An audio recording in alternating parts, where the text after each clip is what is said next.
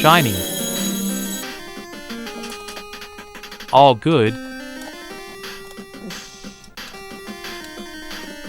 Electrolytic capacitor attached. Program and graphics. Multi-memory controller. A chip that controls memory because the Famicom's memory isn't enough. Inside is clean now, but the outside is a bit yellowed.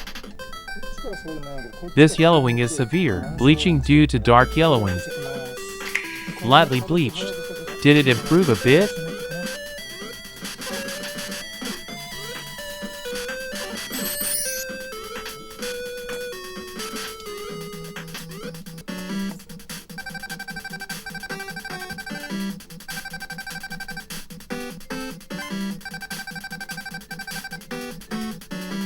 First time start up.